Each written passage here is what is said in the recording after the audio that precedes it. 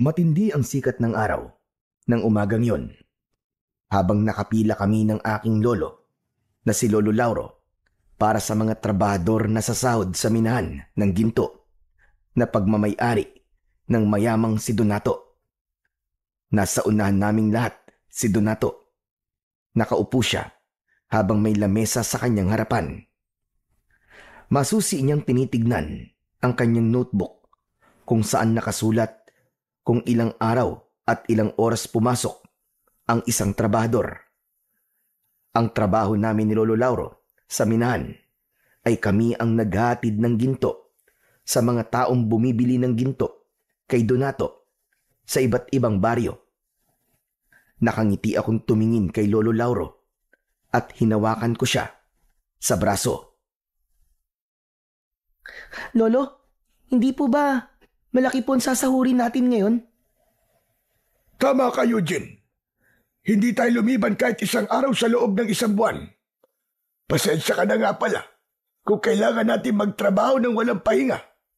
Dahil kailangan na nating matubos sa bangko yung pagkakasanla ng lupa natin. Pero huwag kang mag-alala kasi malapit na tayo matapos sa pagbabayad doon. Sana nga po matapos na po tayo sa pagbabayad sa bangko para makabalik na po ako sa pag-aaral. Kaunting tiis na lamang po at makakapag-aral ka na ulit. Hindi ako papayag na hindi ka makakapagtapos kahit high school man lang. Ayokong habang buhay ka nagtatrabaho rito sa minahan. Pero Lolo, mabibili na po ba natin yung nakita kong laruan truck sa bayan? Yung sinabi ko po sa inyo na gusto ko? Aba, oo naman. Sa Biyernes ay magpupunta tayo sa bayan. Pagkatapos nating magbayad sa bangko, ay bibili na natin yung truck na laruan mo.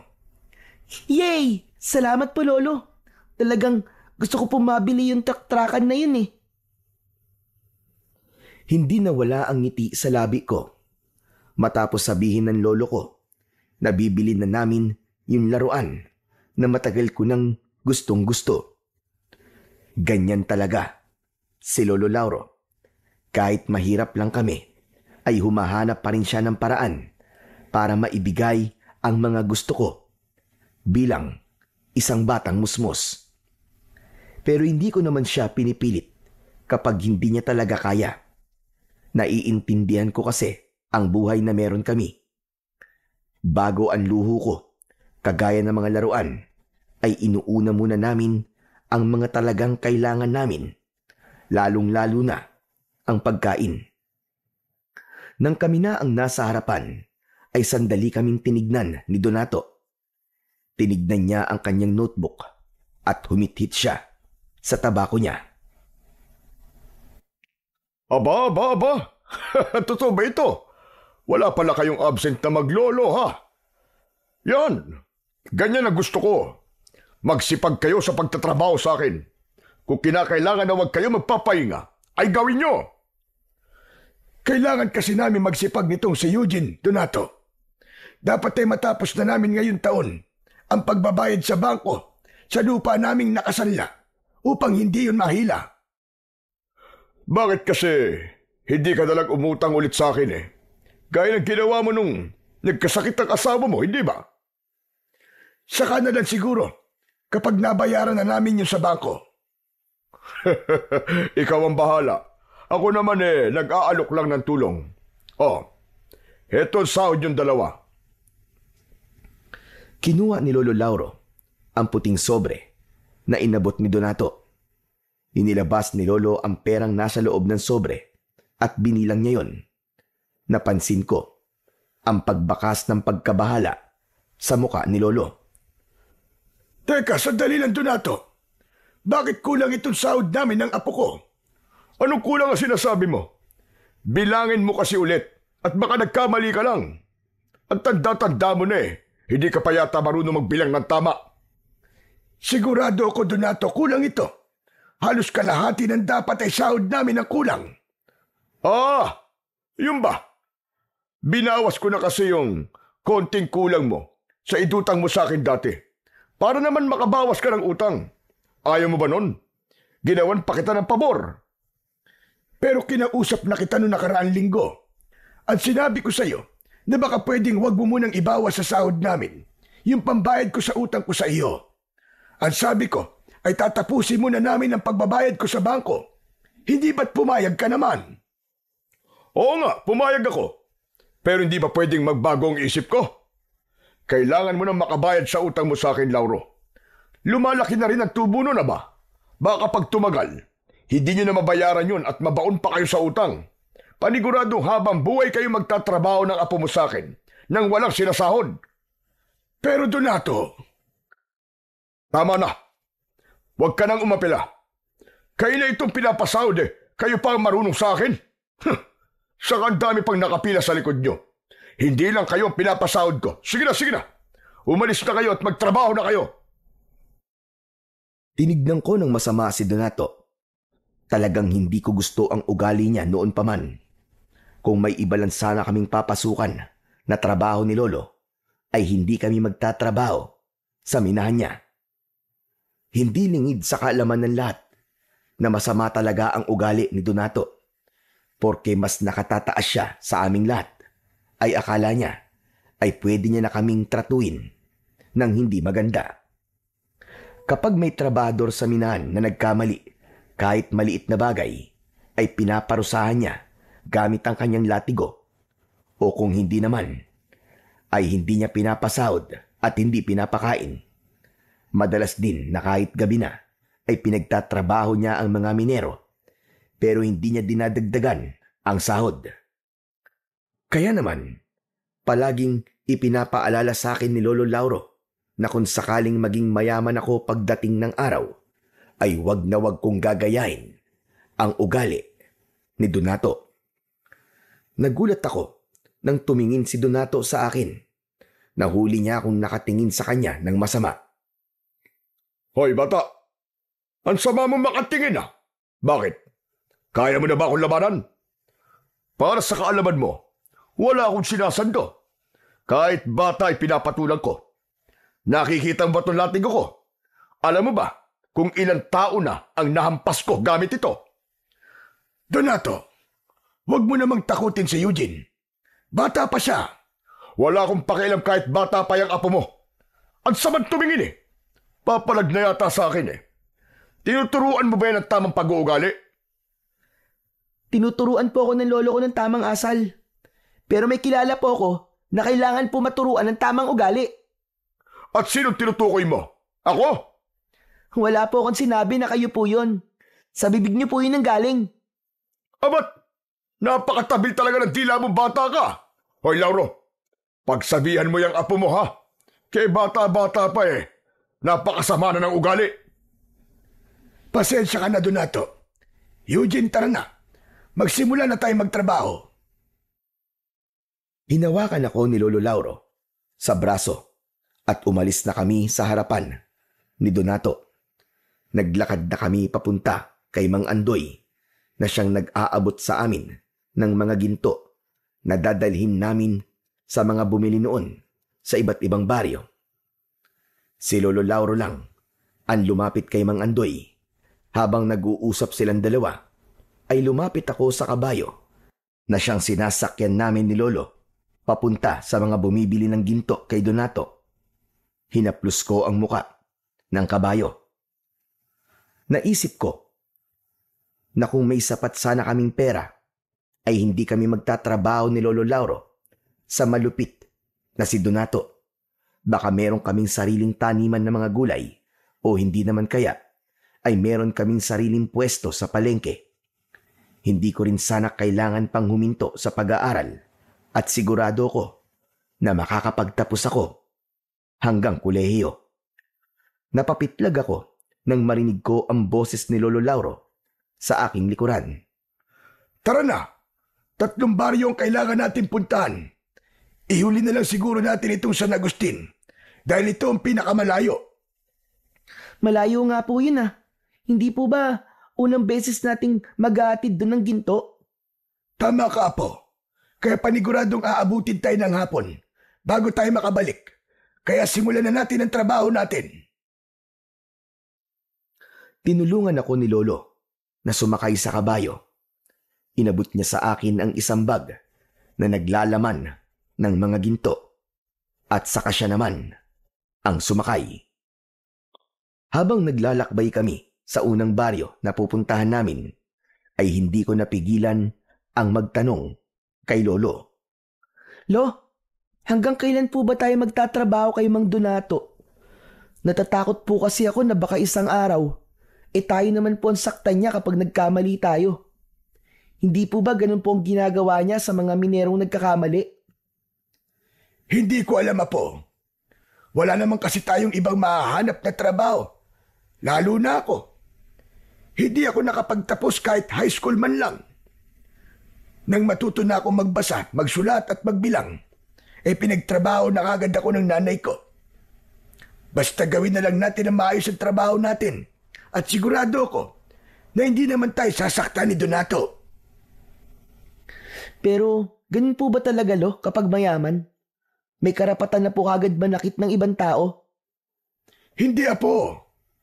Walang kinalaman ng estado ng buhay ng isang tao sa kung paano niya dapat tratuin ng mga nakapaligid sa kanya. Sadyang ganun na kasi ang ugali ni Donato.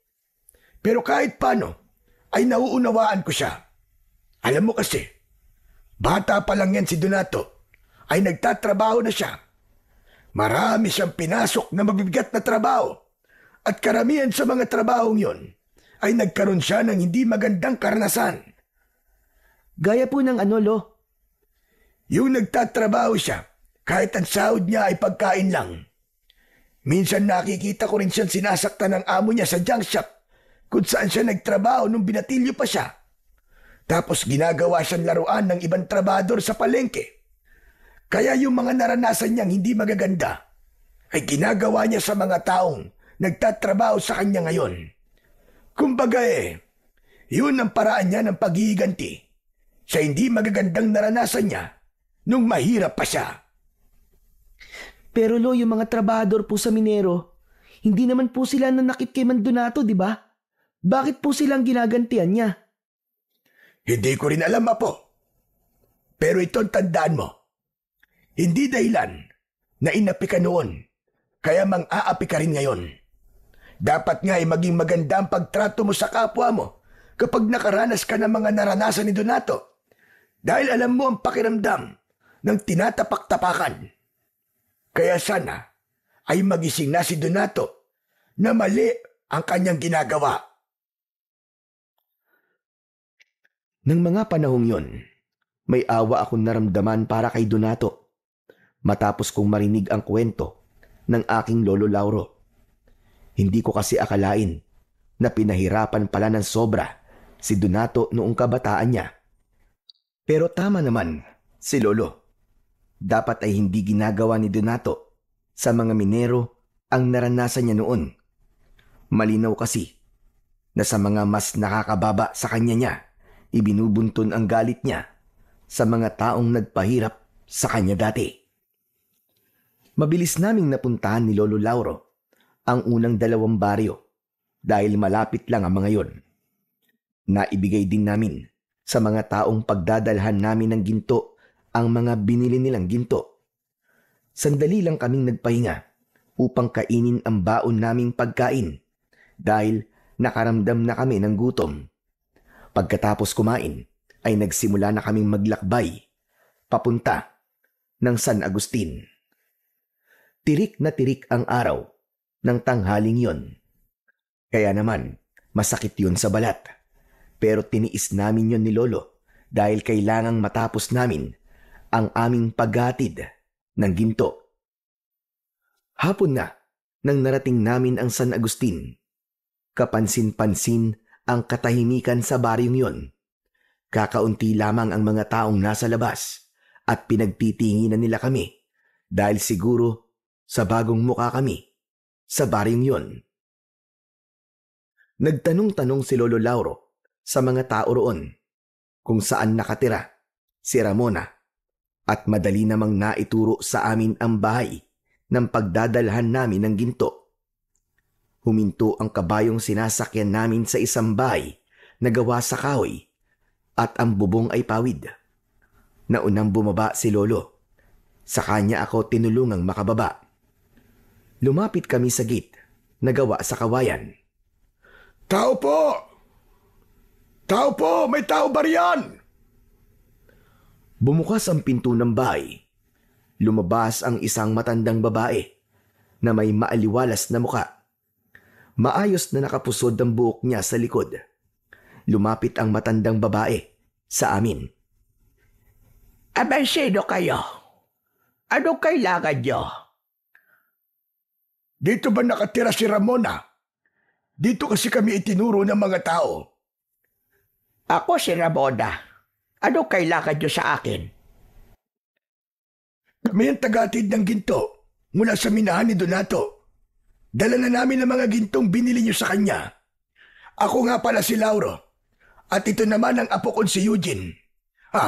Eto na pala yung mga gintong binili niyo. Inabot ni Lolo Lauro kay Aling Ramona ang isang maliit na sisidlan na gawa sa makapal na uri ng tela. Agad namang tinanggap yun ni Aling Ramona. Binuksan niya ang sisidlan at napangiti siya nang makita ang mga ginto sa loob. Nako, maraming salamat. Pakisabi kay Donato, maraming salamat. Nagbayad na pala ako kay Donato at buo ko nang nabayaran ng mga gintong ito. Oo, nasabi na yan sa amin ni Andoy. Maraming salamat din. O siya, sige. Aalis na pala kami ng apo ko. Aling Ramona, pwede po ba kaming makiinom ng tubig? Kanina pa po kasi ako nauuhaw eh. Ang layo po kasi nitong baryo nyo, kaya naubos na po ang baon namin tubig. Abay, sige, walang problema. Sumunod kayo sa akin sa loob. Nako, nakakahiya ka talaga, bata ka. Kahit kailan ka talaga. Ayos lang yan. Mabuti nga at nagsasabi siya. Isa pa, tubig lang naman ang hinihingi niya. Inaya ulit kami ni Aling Ramona na pumasok sa bahay niya. Sumunod kami ni Lolo sa kanya. Pagpasok namin sa bahay ay nakita ko na maaliwalas ang loob nun. Simple ang pagkakaayos ng mga gamit at halatang masinop ang taong nakatira doon. Tinawag kami ni Aling Ramona sa kusina at itinuro niya sa amin ang water jug. Binigyan niya kami ng isang baso at nauna kong uminom. Matapos uminom ni Lolo ay kinausap ko ulit si Aling Ramona. Aling Ramona, pwede po bang lagyan nyo na rin po ang baonan namin ng tubig? Para naman po may maiinom kami habang pabalik po kami sa minahan. Walang problema, sige lang. Kumuha ka lang dyan ng tubig hanggat gusto mo. Habang nilalagyan ko ng tubig ang plastik na bote, ay narinig ko ang pag-uusap ni na Lolo Lauro at Aling Ramona. Pasensya na sa tanong ko. Pero ano palang ginagawa mo sa mga ginto, Ramona? Napansin ko kasi na sa lahat ng hinatiran namin ng ginto ay ikaw ang pinakamaraming binili. Yan ang negosyo ko. Bumibili ako ng ginto sa minahan, tapos ay ipinagbibili ko rin sa mga gumagawa ng alahas. Nilalagyan ko ng konting tubo para meron naman akong kinikita kahit paano. Magandang negosyo nga yan, lalo na't mabilis tumaas ang presyo ng ginto. Taga rito ka ba talaga? Sa San Agustin? Hindi, Lauro. Sa ibang lugar talaga ako'y pinanganak. 5 taon pa lang ako dito sa San Agustin. At nagustuhan ko na rito. Kaya dito ko na piniling manirahan. Ang pamilya mo pala, nasaan? Patay na ang lahat ng kapatid ko. Hindi naman ako nagkaroon ng asawa, kaya wala akong mga anak. Sa madaling salita, ay mag-isa lang ako sa buhay. Hindi ba malungkot kapag mag-isa? Sayang naman ang negosyo mo kung walang magmamana ng mga pinaghihirapan mo ngayon. Nako, sanay na akong mag-isa. Para sa akin, ay walang problema kahit wala akong kasama sa buhay. Dahil mas payapa nga ang ganon para sa akin. Saka kung sakaling mawala ako, wala na akong pakialam sa mga maiiwan kong pera o kayamanan. Teka, ano ba ito? Isa ba itong interview? At ang dami mong tanong. Pasensya ka na. Masyado ko nawili sa pagtatanong. O ano, Eugene? Tapos ka na bang maglagay ng tubig dyan? Kanina pa po, Lolo. Bakit hindi ka nagsasalita? Pambihirang batang ire. Kausap niyo po kasi si Aling Ramona eh. Hindi po ba sabi niyo po sa akin, wag po akong sisingit o makikisali sa usapan po ng mas nakatatanda sa akin? Nakakatuwa naman ang apo mo, Lauro. Mukhang maganda ang mga itinuturo mo sa kanya. Yan ang nag-iisa kong apo na si Eugene. Ang talagang ipinagmamalaki ko. Dahil napakabait niyang bata. Kaya nang mamatay ang aking asawa, ay hindi ako masyadong nalungkot dahil nandyan si Eugene.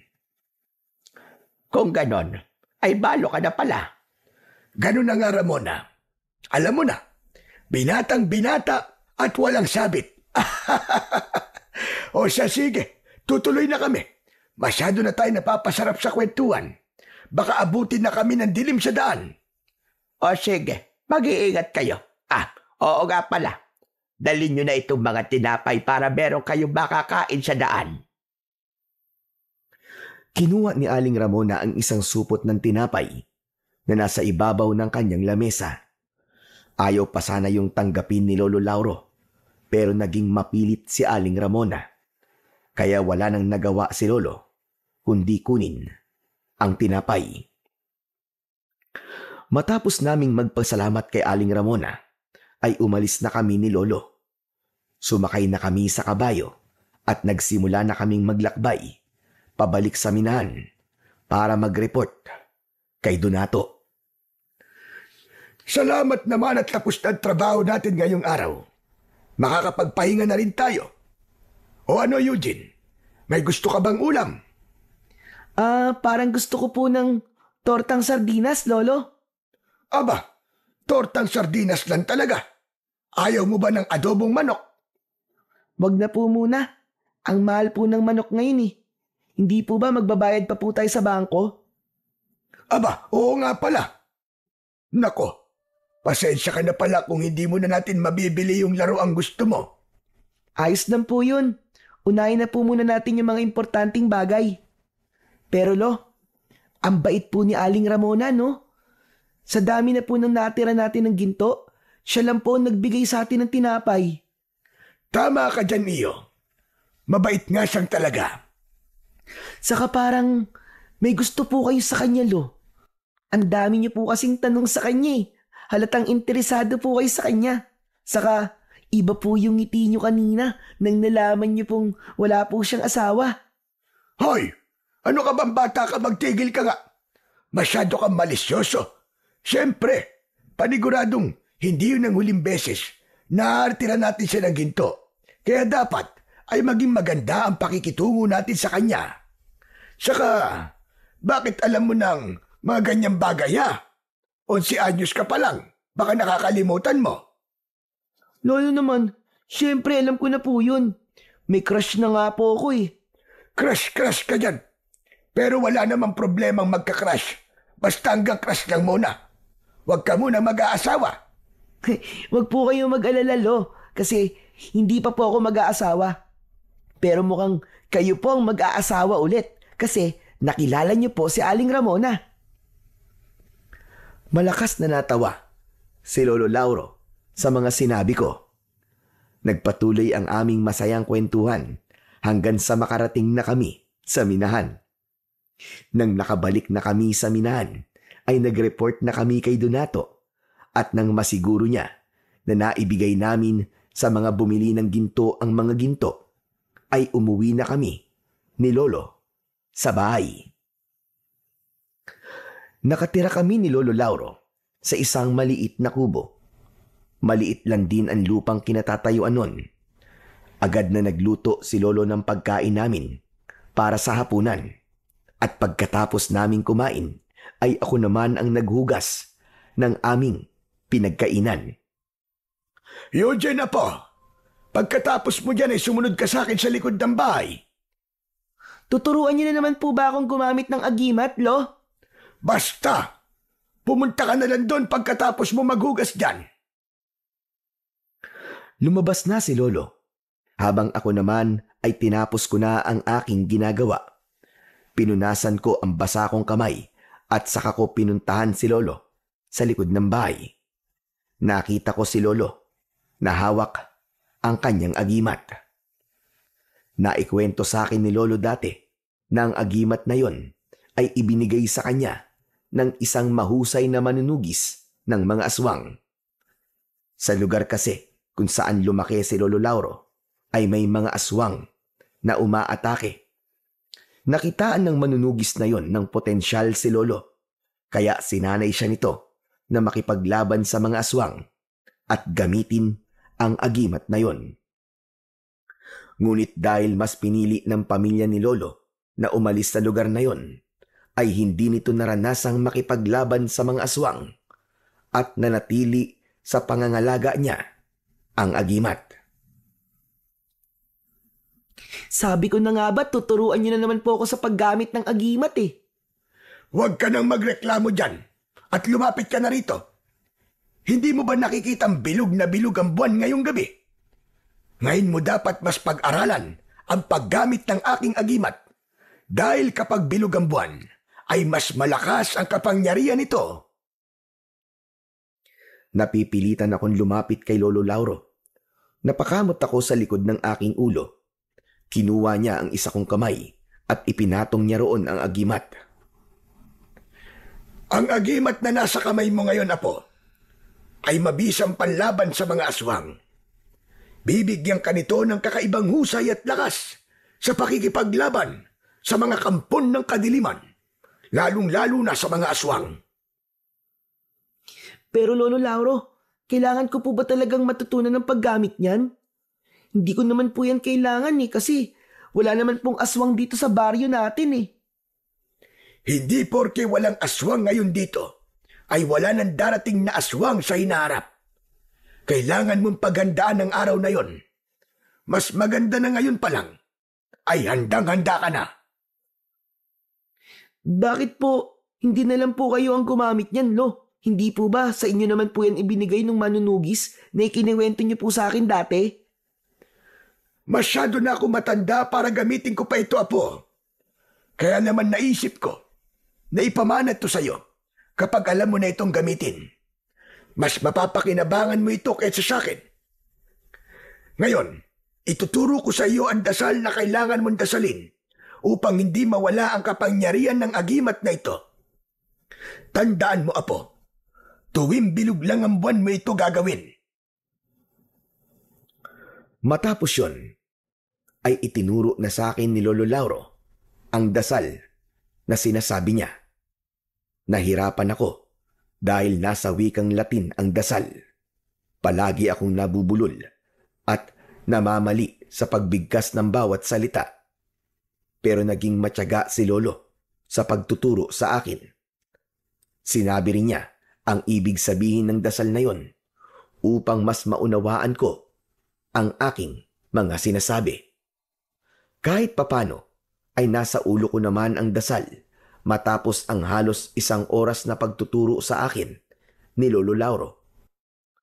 Tinapos na niya ang pagtuturo at bumalik na kami sa loob ng aming kubo.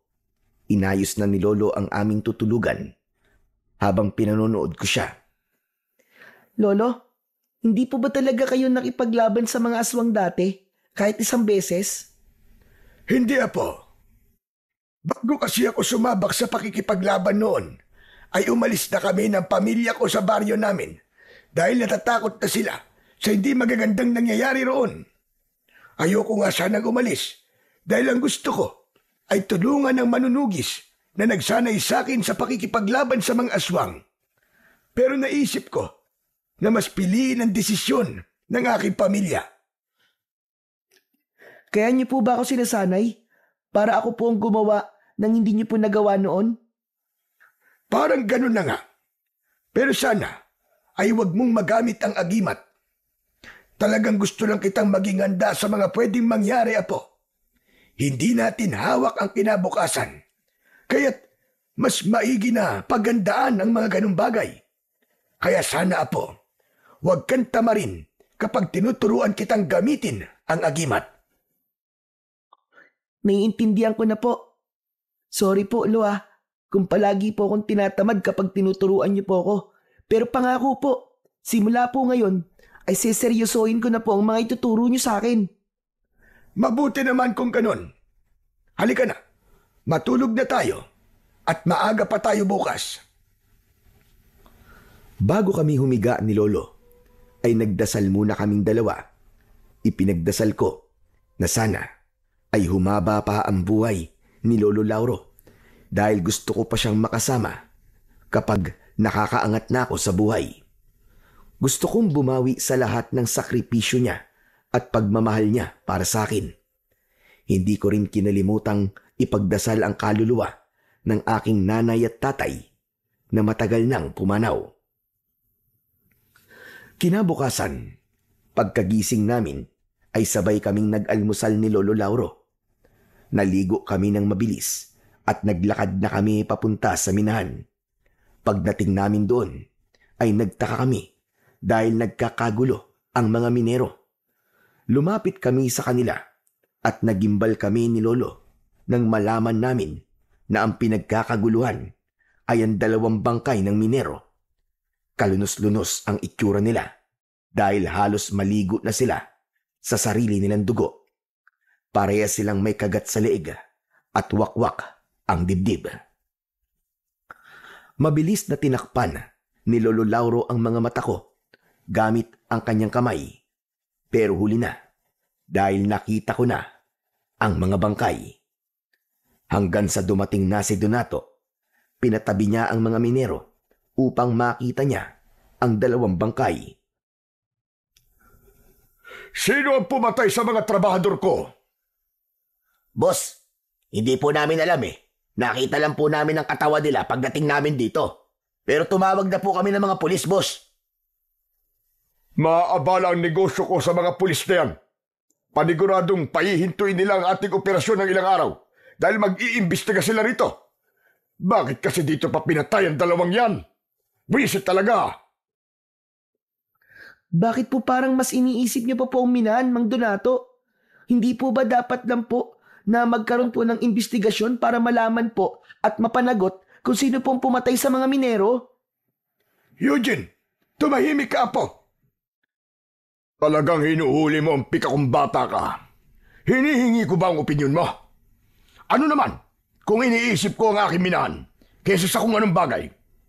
Tagdal mo, kung wala ang minahan na ito, magugutom kayo ng lolo mo. Apo, huwag ka nang sumagot. Donato, pagpasensyaan mo na si Eugene. Hindi niya alam ang kanya sinasabi.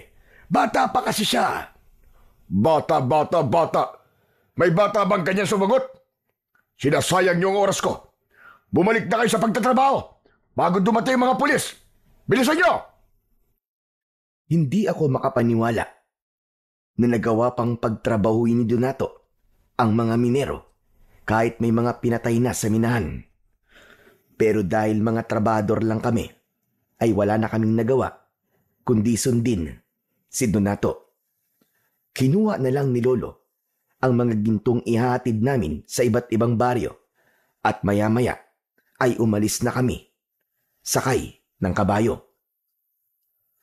Habang naglalakbay, ay hindi maalis sa utak ko ang itsura ng 2 bangkay na natagpuan sa loob ng minahan. Hindi ko akalain na may taong kayang gumawa ng ganong karumal-dumal na pagpatay. Eugene na po, ayoko nang uulitin mo yung ginawa mo kanina ha. Hindi mo dapat sinasagot ng pabalang si Donato, lalo na't mas matanda siya sa iyo. Sorry po, Lolo. Alam ko pong mali po ang ginawa ko pero hindi ko po kasi nagustuhan yung sinabi ni Mang Donato eh. Halata po kasi na mas iniisip pa niyang negosyo niya kesa sa 2 patay na minero. Ganyan din naman ang nararamdaman ko sa sinabi ni Donato. Pero ipapaalala ko lang sa iyo na amo natin si Donato at tayo ay isa lamang sa mga tauhan niya. Siya ang nagpapasahod sa ating 2 apo. Hindi ka ba natatakot na baka mawalan tayo ng pagkakakitaan kapag napununat sa iyo si Donato dahil sa pagsagot-sagot mo sa kanya? Tandaan mo na wala na tayong maahanap na ibang trabaho kapag naalis tayo sa minahan. Sorry po talaga, Lolo. Hayaan niyo na po sa susunod, ititikom ko na po talaga ang bibig ko. Kahit may sabihin pa po si Mang Donato na hindi maganda.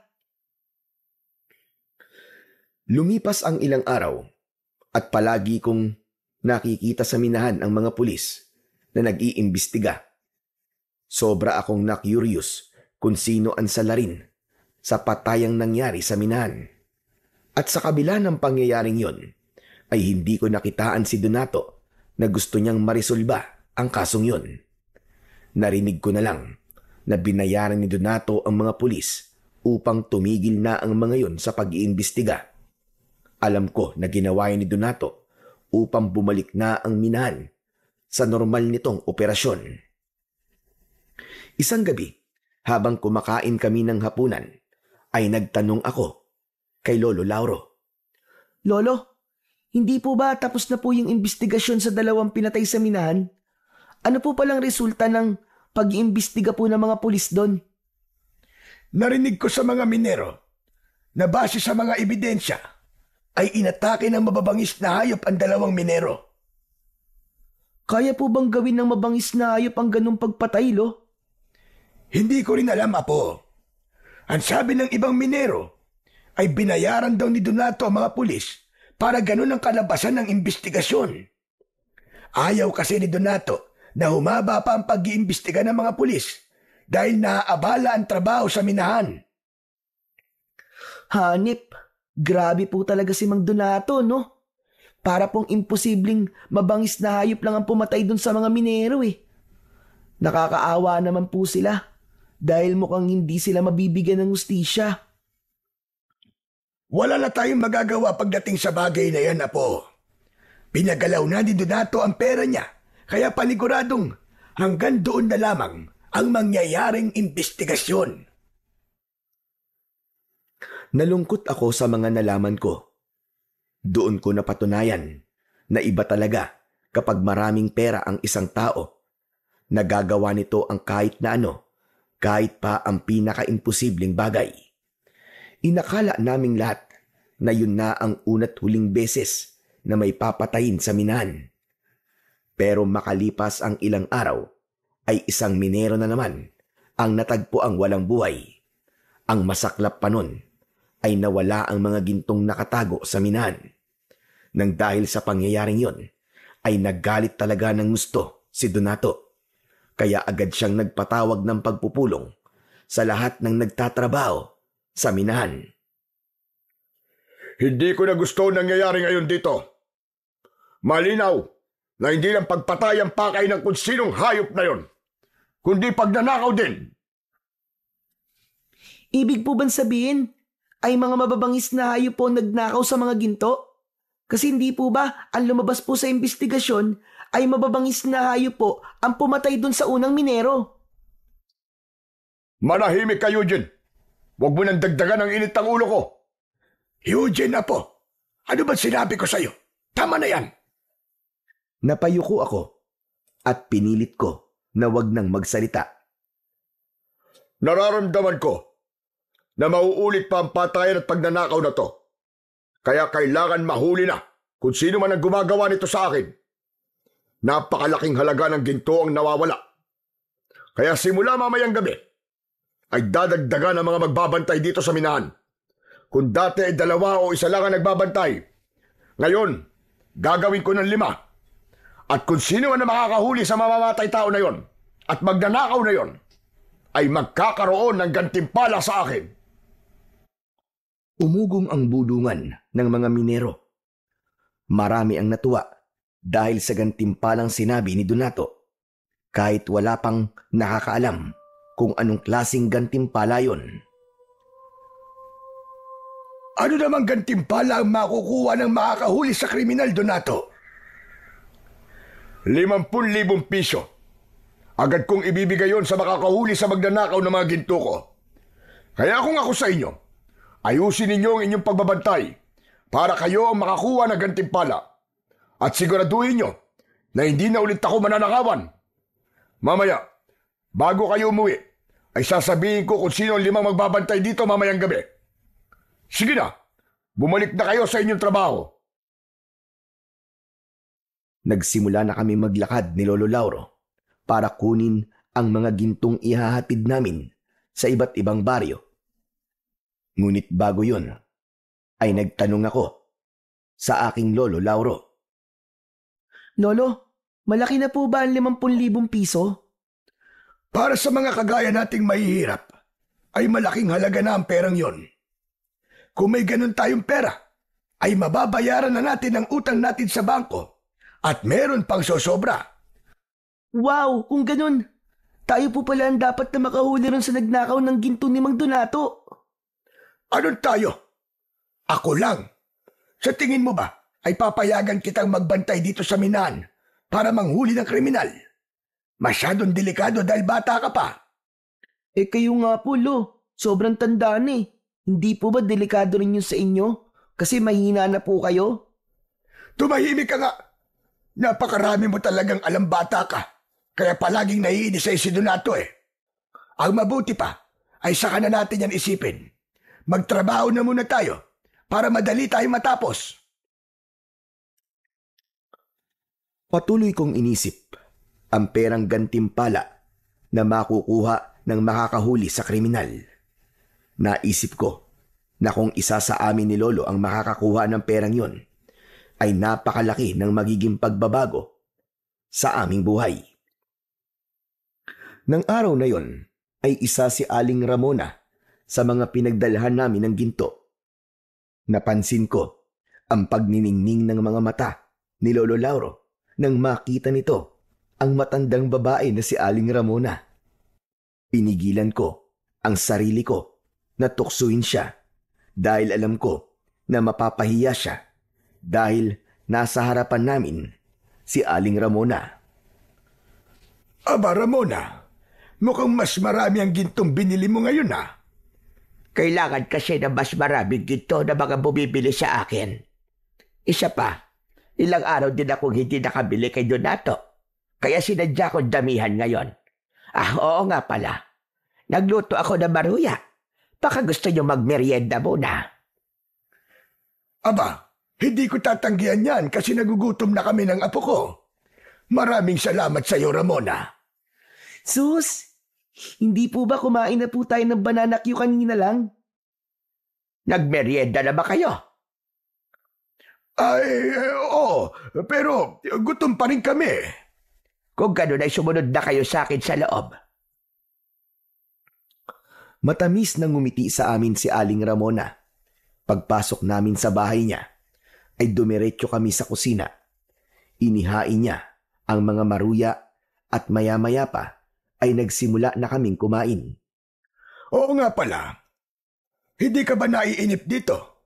Lalo na't mag-isa ka lang. Hindi naman. Gaya na sinabi ko sa inyo noon, ay sanay na akong mag-isa. Saka may pinaglilibangan ako. Nag-aalaga ako ng iba't ibang halaman na namumulaklak. Talaga? Pwede ko bang makita ang bulaklak mo, ang mga bulaklak? Oo naman. Alam mo, ngayon lang may nagka-interes na makita ang mga tanim kong bulaklak. Halika, samahan mo ako sa likod. Doon nakatanim ang aking mga bulaklak. Ikaw ba, Eugene? Gusto mo ba sumapa? Hindi na po. Dito na lang po ako at kakain pa po ako eh. Ang sarap po kasi ng maruya nyo eh. Huwag kang malikot dito ha. Saka, huwag kang makikialam ng gamit dito. Opo, Lolo. Matapos yun, ay magkasama ng lumabas sina Lolo Lauro at Aling Ramona. Napailing ako habang nakangiti. Si Lolo talaga, oo. Pumapag-ibig.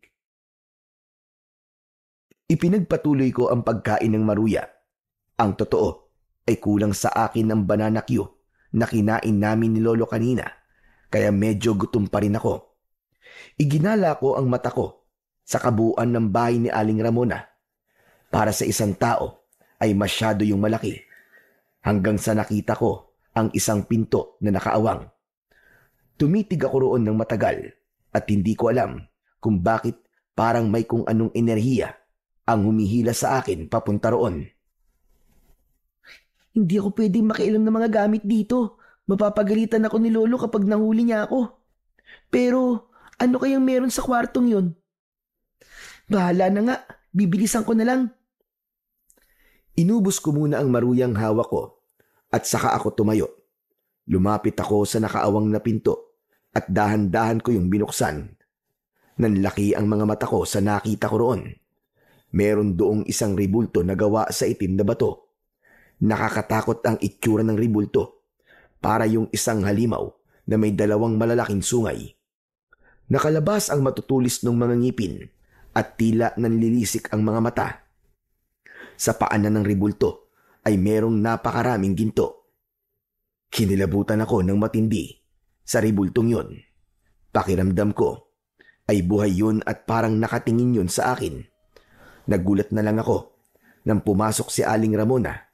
Kitang-kita ko ang galit na rumihistro sa kanyang muka.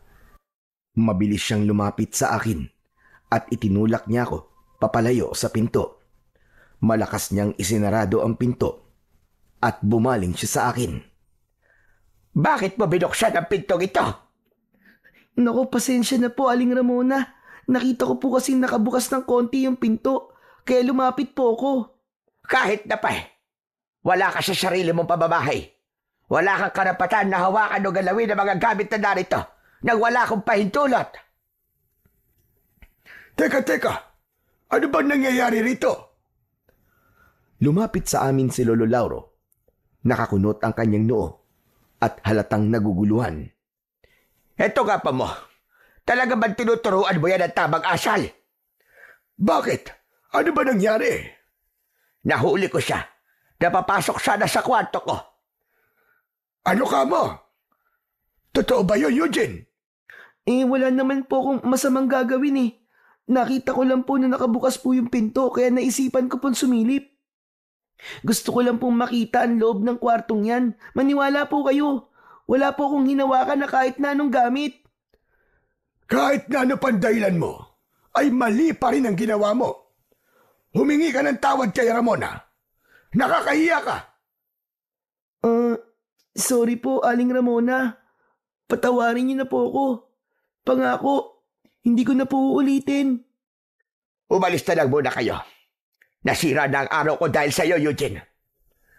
Pasensya ka na talaga, Ramona. Hayaan mo at pagsasabihan ko ang apo ko. Tara na, Eugene. Umalis na tayo. Labis ang hiyang naramdaman ko ng mga sandaling yon, lalong-lalo na kay Aling Ramona.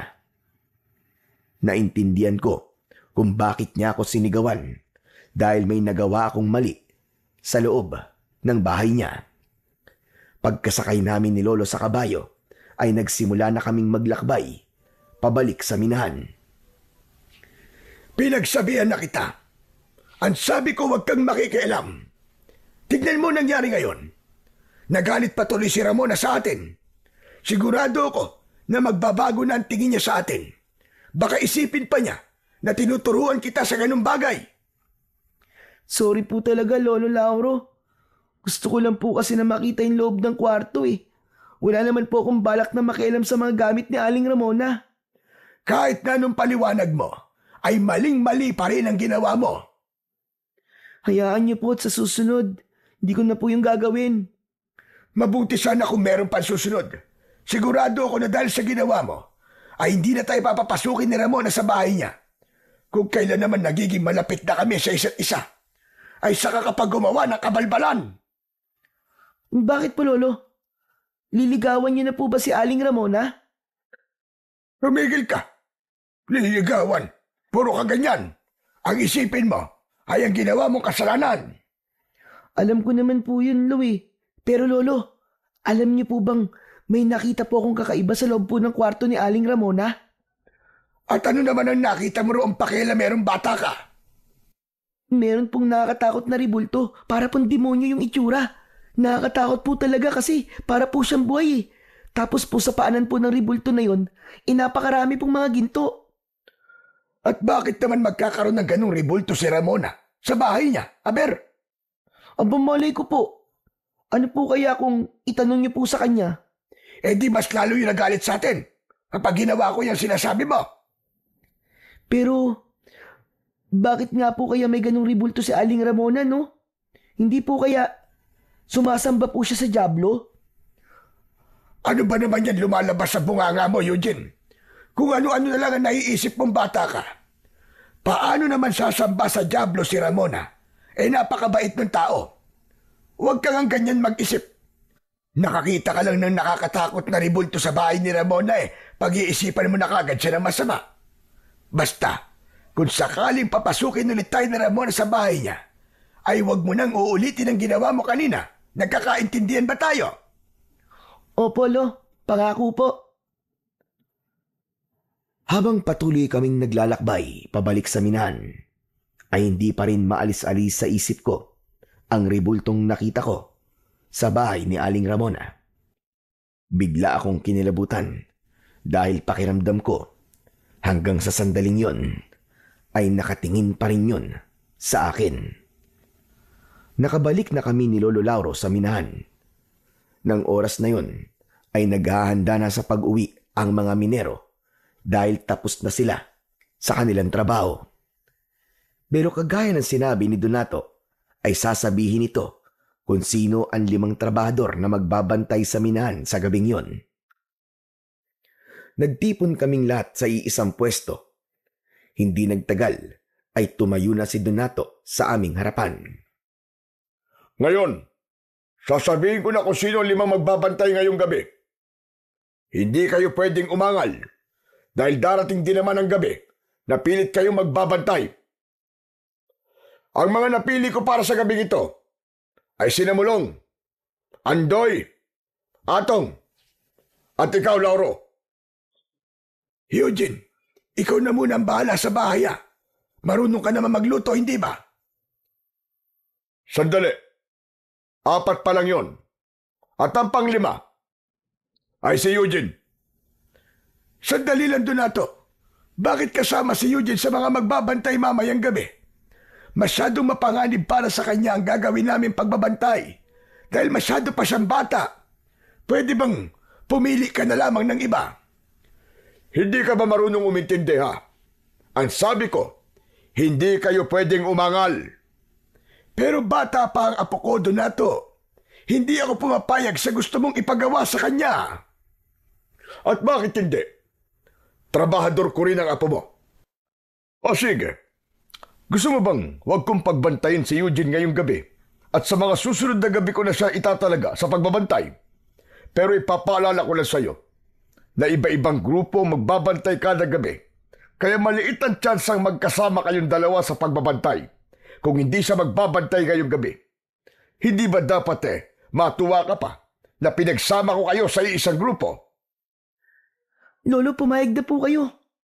Huwag po kayong mag-alala. Mag-iingat na lang po ako.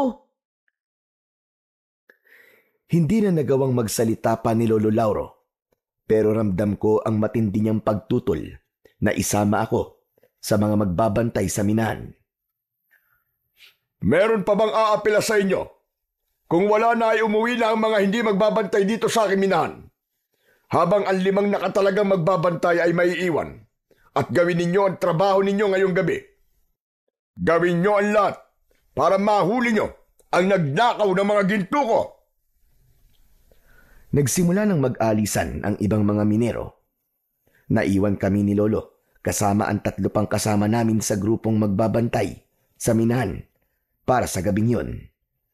Paalis na sana si Donato pero mabilis yung nilapitan ni Lolo Lauro. Donato, nakikiusap ako sa iyo. Huwag mo nang isali si Eugene sa mga nagbabantay. Bata pa siya at hindi pa natin alam kung ano pa ang kayang gawin ng pumapatay sa mga minero at nagnakaw sa ginto mo. Gaya na sinabi ko, wala akong pakialam kahit bata pa si Eugene. Nagtatrabaho siya sa akin at kailangan kong maging patas sa lahat ng mga trabahador. Ayaw mo ba nun? Mas malaki ang tsansa niyong mahuli ang mamamatay tao at magnanakaw ng ginto. Dahil 2 kayo, mas malaki ang tsansang kayo ang makakakuha ng gantimpala. Aanhin ko naman ang gantimpala kung mapapahamak naman ang aking apo. Madali naman akong kausap. Kung ayaw mong isama ko si Eugene sa mga magbabantay, ay umalis na kayo rito sa aking minahan at maghanap na kayo ng ibang trabaho. Hindi naman namin kayang gawin yon. Ito lang ang trabaho ang alam namin. Kung hindi nyo naman pala kayang mawalan ng trabaho, sundin nyo na lang ako. Dahil kapag ako napuno sa inyo ng apo mo, ako mismo magsisisante sa inyong dalawa. Nagkakaintindihan ba tayo, Lauro? Napipilitang tumango si Lolo. Matapos yun, ay umalis na si Donato. Agad kong nilapitan si Lolo Lauro at sinabi ko sa kanya na huwag siyang mag-alala dahil gagawin ko ang lahat para walang masamang mangyari sa akin sa gabing yun. May iniwang pagkain naman si Donato para sa aming 5 na magbabantay sa minahan. Matapos naming kumain, ay nagsimula na kaming pumili ng aming pepwestuhan. Nagpresenta si Lolo Lauro na kami ang magbabantay sa mga ginto sa mismong loob ng minahan. Alam ko na pinili ni Lolo ang pwestong yon dahil mas ligtas kami roon kesa kapag nasa labas kami. Hindi ko talaga alam kung anong puso ang meron ng Donato na yon. Pati ba naman ang batang kagaya mo ay isinama niya sa pagbabantay at paghuli sa isang kriminal? Lo, wala naman po tayong magagawa eh. Sabi niyo nga po, amo po natin si Mang Donato at trabador niya lang po tayo. Kaya kailangan natin sundin kung ano po ang sabihin at iuutos niya. Pero sobra na to. Masyado na itong hindi makatao. Sana talaga ay dumating ang araw na magbabago pa siya. Parang hindi na po mangyayari yun, Lo. Parang hanggang sa kabilang buhay po eh. Masama pa rin po ang ugali niya eh. Ewan ko po. Pero darating ang araw na makakahanap din ng katapat si Donato. Oo nga pala. Dito ka lang sa loob at huwag kang lalabas ha. Pupuntahan ko lang mga kasama natin para kumustahin sila. Nang lumabas si Lolo Lauro, ay naglakad-lakad ako sa loob ng minahan. Bihira kasi akong makapasok doon, kaya sinulit ko na ang pagkakataon na naroon ako. Tinignan ko ang mga kagamitan ng minero. Kinuha ko ang isang piko at agad ko rin yung binitiwan dahil napakabigat nun. Naglakad-lakad pa ako hanggang sa may nakita kong kumikislap na bagay sa lupa. Dinampot ko yun at nalaman ko na isa yung ginto na halos kasing laki ng aking hinlalaki. Namangha ako dahil hugis puso ang ginto. Nang marinig ko ang pagtawag ni Lolo Lauro sa pangalan ko, ay nagmamadali akong bumalik sa kinaroroonan ko kanina. Saan ka ba nagpunta? Hindi ba sabi ko dito ka lang? Hindi naman po ako lumabas eh. Pero Lo, tignan niyo po tong gintong nakita ko. Parang inukit po siya kasi hugis puso po. Saan mo nakita yan?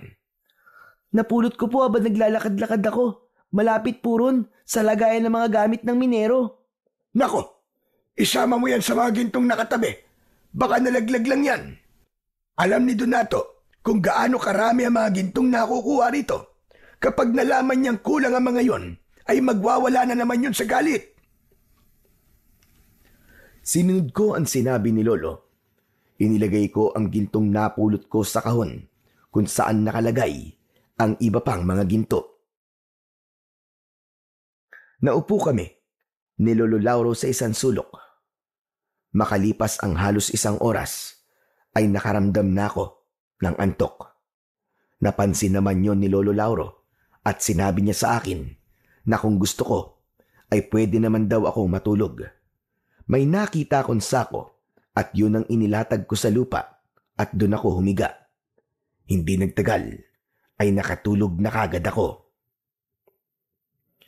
Ngunit hindi pa man ako nagtatagal sa pagtulog nang nagising ako dahil sa pagsigaw ng mga kasama namin sa labas.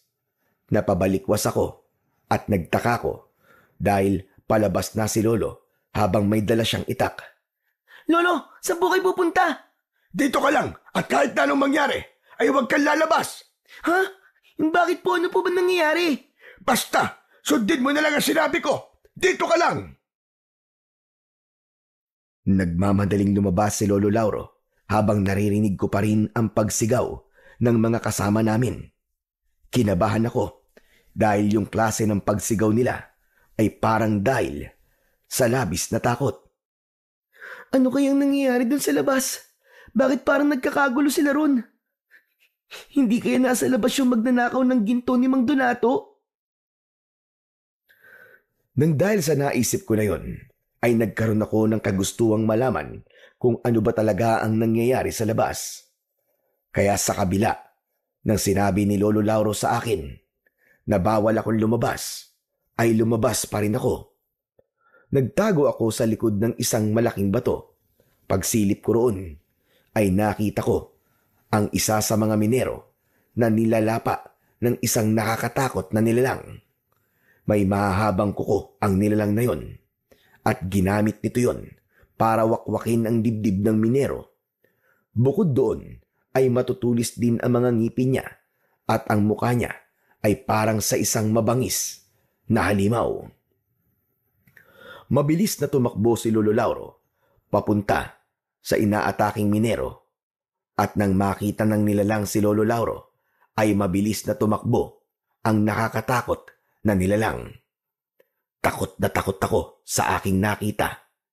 Nang lapitan ni na Lolo at ng iba pang mga kasama ang walang buhay na minero, ay agad nila yung binuhat at dinala sa malapit na bukana ng mismong minahan. Kahit nakita ako ni Lolo Lauro, ay hindi niya ako pinansin dahil nakatuon ang atensyon niya sa naging biktima ng halimaw. Kahit halatang walang buhay na ang minero, ay binugahan pa rin nila ng hangin ang bibig nun. Sa huli, ay sumuko na lamang si Lolo Lauro. Wala na. Patay na siya. Patay na si Andoy. Lolo, ano po yung umatake kay Mang Andoy? Bakit po ganun ang itsura niya? Hindi ako maaaring magkamali. Sigurado ako na aswang ang halimaw na yon. Aswang ang pumatay kay Andoy at sa iba pang mga minero. Maraming beses na ako nakakita ng aswang at ganun ang halimaw na umatake kay Andoy. Bumakas ang takot sa mukha ng dalawa pang minero habang si Lolo Lauro ay matiim na nakatingin sa bangkay ni Mang Andoy. Pinakuha ako ni Lolo ng mga sako upang gamitin na pantakip sa bangkay. Matapos yun, ay patuloy kaming nagbantay dahil natakot kami na baka muling bumalik yung aswang. Sa awa naman ng Diyos ay hindi na bumalik yung aswang. Hindi siguro niya inakala na maraming magbabantay sa minahan ng gabing yon. Pagsapit ng umaga ay dumating na ang mga minero at si Donato. Nagulat ang lahat nang makita nila na wala ng buhay si Mang Andoy. Ano nangyari rito kagabi? Ha, Lauro? Bakit patay na si Andoy? Donato, bumalik kagabi yung nagnakaw ng mga ginto mo at pumatay sa mga minero. Nasaan ang hayop na yon? Nahuli niyo ba? Hindi namin siya nahuli. Nakatakas siya. Nahuli rin kami para tulungan si Andoy. Nang susuguri na namin siya, ay bigla siyang tumakas. Mga inutil! Bakit niyo ba pinakawalan? Kaya nga dinamihan ko na magbabantay dito para hindi na kayo matakasan. Tapos ngayon, sasabihin mo na nakatakas. Mga wala kayong silbi. Kahit 5 kami rito, hindi namin siya kayang labanan kahit mag-isa lang siya. Dahil isa siyang aswang. Isang aswang ang pumatay sa mga minero. Malamang, ang aswang din na yon ang kumuha sa mga ginto mo. Ano ka mo? Aswang? Anong aswang ang sinasabi mo? Malamang sinasabi mo lang yan para pagtakpan ang kapalpakan nyo. Nagsasabi po ng totoo si Lolo. Aswang po talaga ang umatake rito kagabi. Dapat po kasi, sinamahan niyo po kami para nakita niyo po mismo ang aswang. Kahit po ang dalawa namin kasama kagabi, ay mapapatunayan po na totoo po ang mga sinabi po ni Lolo. Sumali na rin sa usapan ng dalawang minero na kasama namin sa pagbabantay nung nakaraang gabi. Sinabi nila na totoo ang lahat ng sinabi ni Lolo Lauro dahil doon ay sandaling natigilan si Donato habang bakas sa mukha niya ang pagkagimbal. O sige, sabihin na natin na naniniwala na ako sa mga sinasabi ninyo. Aswang nga siguro pumatay sa mga minero at nagnakaw sa mga ginto ko. Yung pagpatay niya sa mga minero, naiintindihan ko yun kung bakit niya yung ginawa. Dahil isa siyang aswang. Pero paano niya ipapaliwanag ang pagnanakaw niya sa mga ginto ko? Ano naman ang gagawin ng isang aswang sa mga ginto? Yan ang hindi namin alam, Donato. Pero sigurado ko na may ginagawa siya sa mga ginto. Pero hindi na siguro importanteng malaman pa natin yon. Ang kailangan natin pagtuunan ng pansin ay kung paano natin mapapatay ang aswang na yon. Trabaho niyo ang bantayan ng aking minahan. Kaya kayo mag-isip ng paraan kung paano niyo papatayin ang aswang na yon. Hala, sige na. Bumalik na kayo sa trabaho niyo. Tumawag na rin kayo ng pulis para maalis na ang katawan dito ni Andoy. Sinunod na lang namin ang sinabi ni Donato. Hindi ako makapaniwala na ang pagtatrabaho pa rin ang inuna niyang isipin sa kabila ng hindi magandang nangyari sa minahan. Mabilis na lumipas ang mga oras at nang dumating na ang oras ng aming pag-uwi ay muli kaming tinipon ni Donato upang sabihin niya kung sino ang bagong 5 trabador na magbabantay sa minahan mamayang gabi. Dahil hindi na kami magbabantay ni Lolo sa minahan, ay dumiretso na kami nang uwi sa aming bahay. Parehas kaming nangihina dahil wala pa kaming tulog. Mabilis na nagluto si Lolo ng aming hapunan at pagkatapos ay nagsimula na kaming kumain. Alam kong inaantok ka na, Eugene, Apo. Pero pagkatapos natin kumain, ay huwag ka munang matutulog. Ha? Bakit po? May gagawin pa po ba tayo? Ipapasa ko na sa iyo ang pagmamayari ng agimat ko. Sa tingin ko, ay dumating na ang tamang panahon para tuluyan ko ng ipasa sa iyo ang agimat. Dahil po ba sa aswang na umaatake sa minahan? Ganun na nga. Mas makakabuti na meron kang proteksyon at kung sakali na dumating ang sitwasyon na kailangan mong ipagtanggol ang sarili mo, ay kampante ako na kaya mong lumaban. Hindi na ako umapila sa gustong mangyari ni Lolo Lauro. Napagtanto ko na kailangan ko ang kapangyarihan ng agimat ni Lolo. Lalo na't hindi kami sigurado kung baka sa mga susunod na gabi ay umatake na rin ang aswang sa mismong baryo namin. Kaya pagkatapos namin maghapunan ay nagtungo kami sa likod ng bahay. Doon ay sinimulan na ni Lolo Lauro ang ritual ng pagpapasa ng agimat sa akin. Kinuha niya ang aking kamay at sinugatan niya ang palad ko gamit ang isang patalim. Ipinatak niya ang dugo ko sa mismong agimat habang umuusal siya ng dasal. Ang sunod niyang ginawa ay isinuot niya sa leeg ko ang agimat. May naramdaman akong kakaiba sa loob ng aking katawan. Uminit ng kaunti ang dibdib ko na para bang may kung anong enerhiya ang biglang nabuhay doon. Napahawak ako sa dibdib ko habang nakangiwi. Lolo, parang mainit po ang dibdib ko ah. Saka, nahihirapan po akong huminga, Lolo. Huwag kang mabahala dahil magandang senyales yan. Ibig sabihin ay unti-unti nang dumadaloy sa katawan mo ang kapangyarihan ng agimat. Tinanggap ka na nito bilang bago nitong tagapangalaga. Hindi naman permanente ang pakiramdam mo na yan. Mawawala rin yan mamaya.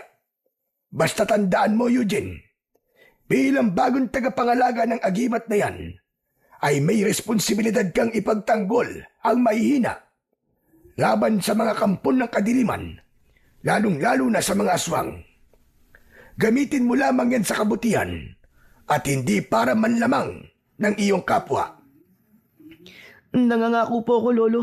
Nagagawin ko po ang lahat para hindi po kayo mapahiya na sa akin niyo po'y pinagkatiwala ang agimat niyo. Nakangiting tinapik ni Lolo Lauro ang balikat ko. Kaya hindi na siya nagsalita at nakita ko sa mga mata niya ang tiwala niya sa akin na kaya kong pangalagaan ang agimat na yon. Kinabukasan, pagdating namin ni Lolo sa minahan ay nagimbal na naman kami sa sumalubong sa amin. 2 sa nagbantay sa minahan ang pinatay ng aswang. Ayon sa mga nakaligtas, ay ninakaw din ng aswang ang mga ginto. Nang dahil sa pangyayaring yon, ay nagdesisyon na si Donato na sa bahay na nito itago ang mga ginto. Sa araw na yon, ay muli kaming nagpunta sa bahay ni Aling Ramona dahil kailangan naming maghatid sa kanya ng ginto. Mona, gusto ko palang humingi ulit ng tawad sa nagawa ng apo ko nung huling beses na nagpunta kami rito. Pinagsabihan ko na si Eugene at nangako siya na hindi niya na yun uulitin pa. Kalimutan na lang natin yun, Lauro. Sadyang ganun talaga mga bata. Masyadong makulit. Dumaan din naman tayo sa pagiging ganon. Eugene, pasensya ka na rin, iho, kung nasigawan kita. Hindi kasi ako sanay na may nakikialam sa mga gamit ko. Sorry din po, Aling Ramona. Promise po. Hindi ko na po uulitin yon. O siya, sige na. Kailangan na pala naming umalis. Dapat ay makabalik na kami sa minahan bago dumilim. Meron pa kasi doong pagpupulong na gagawin. Pagpupulong? Abay, para saan? Pipiliin kasi sa amin ni Donato kung sino magbabantay sa minahan mamayang gabi. Alam mo kasi, may aswang na sumasalakay sa minahan tuwing gabi at pinapatay ang mga minero. Pero sa palagay ko, mga ginto ang totoong pakay niya. Kailangan lang talagang patayin ang aswang na yon ng mga nagbabantay para makuha niya ang mga ginto. Nakakakilabot naman ang sinasabi mo na yan.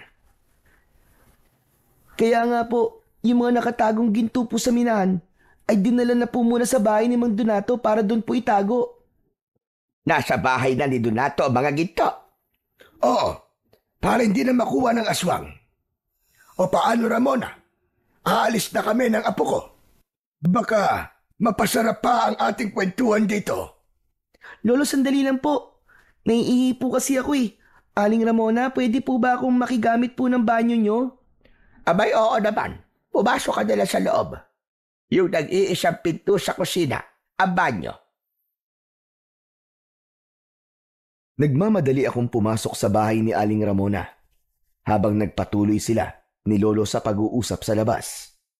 Agad akong nagtungo sa banyo. Mabilis akong natapos sa dapat kong gawin. At nang lumabas ako ng banyo, ay nakita ko yung pinto kung saan nakalagay yung nakakatakot na ribulto.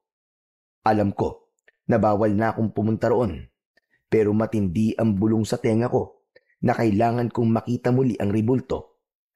Hindi ko na napigilan ang aking sarili at lumapit ako sa pinto. Marahan ko yung binuksan at tuloy-tuloy akong pumasok. Lumapit ako sa ribulto at naramdaman ko ang bahagyang pag-iinit ng agimat na suot ko. Dumako ang mata ko sa mga gintong nasa paanan ng ribulto at napansin ko na mas dumami na ang mga yon. Napakunot ang noo ko ng isang pamilyar na ginto ang nakita ko roon. Yun yung hugis pusong ginto na nakita ko sa minahan. Kinuha ko yun upang makita ko yun ng malapitan. Hindi ako pwedeng magkamali. Ito nga yung gintong nakita ko sa minahan. Ito yun. Pero, bakit nandito to? Naputol ang aking pag-iisip nang marinig ko ang pagtawag ni Lolo Lauro sa akin. Inilagay ko sa bulsa ng aking short ang hugis pusong ginto. Nagmamadali akong lumabas ng silid na yon at isinarado ko ang pinto. Lumabas na ako ng bahay ni Aling Ramona at lumapit ako kay Lolo. Bakit ang tagal mo naman? Baka mamaya Nakialam ka na naman ng kung ano sa loob ah. Hindi po, Lo. Napatagal lang po ako sa paggamit ko po ng banyo. Nagpaalam na kami kay Aling Ramona. Maya-maya pa ay nakasakay na kami ni Lolo sa kabayo habang pabalik sa minahan. Tahimik lang ako dahil iniisip ko pa rin kung paano napunta sa bahay ni Aling Ramona ang ginto na hugis puso. Gayong sa pagkakaalam ko ay kasama yon sa mga ninakaw ng aswang. Hanggang sa napagdugtong-dugtong ko na ang mga pangyayari. Lolo, sa tingin ko po, kilala ko na po kung sino ang aswang. Ha? Anong sinabi mo? Yung aswang po na umaatake sa minahan at yung nagnanakaw po ng mga ginto. Kilala ko na po kung sino siya. Baka naman kalokohan na naman yan ah. O sige, sino ba ang aswang? Mahirap pong paniwalaan, Lolo Lauro eh. Pero sigurado po ako 100% na si Aling Ramona po ang aswang. Sabi ko na nga ba't kalokohan na naman yung sasabihin mong bata ka eh. Ano't sinasabi mo na aswang si Ramona? Lo, totoo po ang sinasabi ko. Maniwala po kayo sa akin. Aswang po talaga si Aling Ramona. Napaka-imposible niya sinasabi mo, Eugene. Paanong si Ramona ang aswang na umaatake sa minahan? Kinuha ko sa bulsa ng short ko ang hugis pusong ginto at ipinakita ko yon kay Lolo Lauro. Oh, bakit nasa iyo pa rin ang gintong yan? Hindi ba sabi ko sa'yo, ilagay mo yan dun sa lagayan ng ginto? Kaya nga po, inilagay ko naman po ito dun sa lagayan ng ginto eh. Hindi po ba nakita niyo yun? Matapos po nating magbantay, umatake po uli yung aswang nang sumunod po na gabi sa minahan at ninakaw po ng aswang na yon ng mga ginto. Kasama po sa mga gintong yon ang hugis pusong ginto na hawak ko ngayon. At alam niyo po ba kung saan ko po ito nakita? Doon po sa paanan ng nakakatakot na ribulto sa bahay po ni Aling Ramona. Ano? Sinasabi ko na nga ba't may ginawa ka na namang kabalbalan sa loob ng bahay ni Ramona? Kaya ang tagal-tagal mo lumabas. Ikaw talaga. Napakatigas talaga ng ulo mong bata ka. Lolo, huwag niyo na pong pansinin kung nakialam po ako sa bahay ni Aling Ramona. Ang importante po ay alam na po natin kung sino po ang aswang. Nung nakita ko po kasi kanina yung pinto po ng kwartong kinaroroonan po ng ribulto, ay para po may bumubulong sa akin na pumasok po ko ron.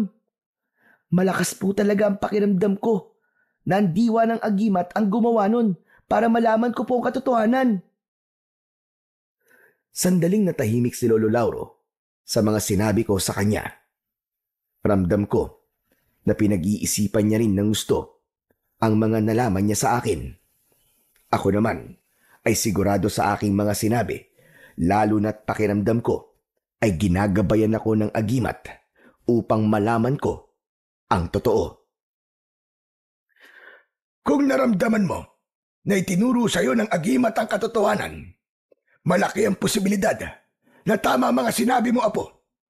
Hindi lang talaga ako makapaniwala nung una na si Ramona ang aswang dahil sadyang napakabait niya. Hindi po kaya naisip ni Aling Ramona na kailangan niyang magpanggap na mabait upang hindi siya mapagdudahan ng mga tao? Tama ka, Apo. At naging epektibo ang estratehiya niyang yon. Dahil nung sinabi mo sa akin na siya ang aswang, ay hindi kaagad ako naniwala. Ang ipinagtataka ko lang ay kung bakit ninanakaw niya ang mga ginto sa minahan at bumibili rin siya ng maraming ginto. Hindi po ba sabi ko po sa inyo ay nakita ko na doon po sa paanan ng ribulto ang daming ginto. Hindi po kaya hindi naman talaga niya binibenta yung mga ginto. Baka po inaalay niya doon sa ribulto. Baka po yung ribulto na yon ang itinuturing niyang Panginoon. Tama ka. Malaki ang posibilidad na ganun nga, Apo. Sayang, magaan pa naman sana ang loob ko sa kanya. Tapos malalaman natin na kampon pala siya ng kadiliman at isa siyang aswang. Kaya nga po, Lolo ramdam ko po talaga na may gusto po kayo kay Aling Ramona Pag-ibig na po sana, naging bato pa. Tumigil ka na nga dyan. Talagang nagawa mo pa magbiro. Joke lang po, Lolo. Pero seryoso, ano na pong gagawin natin ngayon? Naisip ko, na kailangan nating magbantay sa minahan mamayang gabi. Panahon na para patayin mo ang aswang apo. Po? Hala, bakit po ako? Hindi ba't nasa iyo na ang agimat ko? Yan ang gagamitin mo para labanan si Ramona. Pero talagang mamayang gabi na po kagad. Ni hindi niyo pa nga po ako natuturuan kung paano po makipaglaban eh. Sinabi ko na sa'yo na ang agimat ang gagabay sa'yo. Hanggat suot mo yan, ay ikaw ang kinikilala niyang tagapangalaga at gagabayan ka niya, lalo na kapag nakikipaglaban ka na sa mga aswang. Natatakot po ako. Pero mukhang wala na po akong magagawa kundi gawin po ang sinabi niyo. Marami na pong pinatay si Aling Ramona na mga minero. At kapag hindi po natin siya pinatay, ay paniguradong madadagdagan pa po ang mga biktima niya. Kaya nga kailangan na natin kumilos kagad na po, bago pa mahuli ang lahat. Binilisan na ni Lolo Lauro ang pagpapatakbo sa kabayo. Hindi nagtagal ay nakarating na kami sa minahan.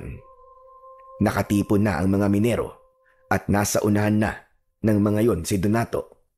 Lumapit na kami ni Lolo sa kanila. Mabuti naman at dumating na kayong dalawa. Kayo na lamang ang hinihintay namin.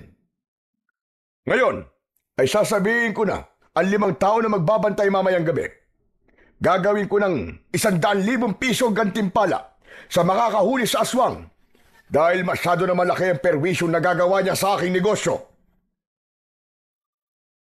Umugong ang bulungan ng mga trabador. Narinig ko sa isang lalaki na kahit gawin pang 1,000,000 piso ang gantimpala ay hindi ito magbabantay sa minahan. Anito ay mahal pa nito ang buhay niya at ayaw niyang matulad sa mga naunang pinatay ng aswang. Hanggang sa nagkaroon ng lakas ng loob ang mga trabador na sabihin kay Donato na ayaw nila na magbantay sa minahan dahil natatakot sila sa aswang. Magkakasabay na umalis ang mga trabador pero nanatili kami ni Lolo Lauro sa aming kinatatayuan. Sige! Umalis kayo lahat! Mga duwag! Mga wala kayong silbi! Huwag na kayo babalik dito kahit kailan! Hindi mo sila masisisi kung ayaw nilang magbantay dito mamayang gabi, Donato. Marami ng minero ang pinatay ng aswang na yon. May mga pamilya silang naghihintay sa kanilang bahay at sigurado ko na kahit taasan mo pa ang gantimpalang ibibigay mo sa makakahuli sa aswang, ay hindi pa rin magbabago ang isip nila. Ang dami mo sinasabing matanda ka. Kayong dalawa, ano pang ginagawa niyo rito? Umalis na rin kayo, kagaya ng mga walang kwenta at duwag ng mga trabador ko. Kami na lang ni Eugene na magbabantay dito sa minahan mamayang gabi. Huwag kang mag-alala, dahil gagawin namin ang lahat para mahuli ang aswang na yon. Aba, teka ga, mukhang nagbago ang ihip ng hangin ah. Nung una, ay ayaw mong pagbantayin si Eugene dito sa minahan, tapos ngayon, biglang ikaw na mismo ang gustong isama siya sa pagbabantay. Alam ko na. Dahil sa dinoble ko na ang gantimpala, tama ba ako? Hindi na ito tungkol sa pera, Donato. Sa totoo lang, wala kaming pakialam ng apo ko sa kahit na anong ibibigay mo na gantimpala. Para na ito sa mga minerong pinatay ng aswang na yon. Gagawin namin ito para matigil na ang patayan sa minahan na ito. Masyado kayata nagpapakabaya ni Lauro.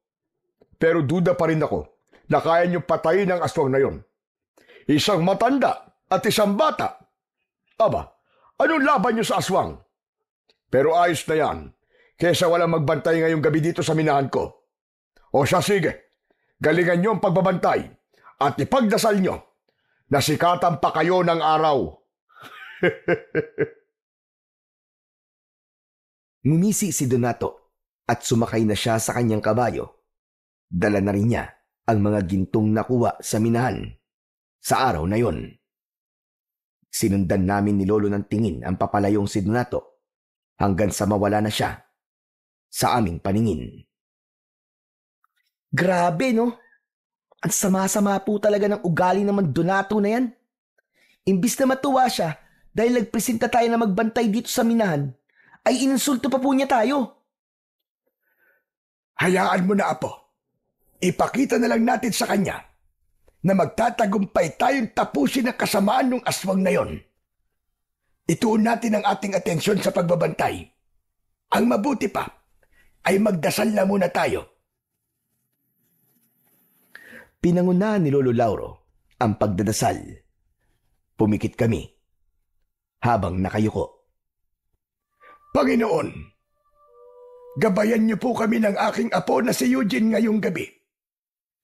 Patatagin niyo po sana ang aming kalooban upang magawa po naming harapin ang panganib na maaari naming suungin. Humihingi po ko sa inyo ng proteksyon at higit sa lahat, bigyan niyo po ng tapang at lakas ng loob ang aking apo kung sakaling makakaharap niya ang kampon ng kadiliman na aswang mamayang gabi. O Panginoon, o Hari ng lahat, itinataas namin ang lahat sa inyo. Alam ho namin na hindi mo kami ipababayaan. Matapos naming magdasal sa Panginoong Diyos, ay nagkaroon ako ng lakas ng loob.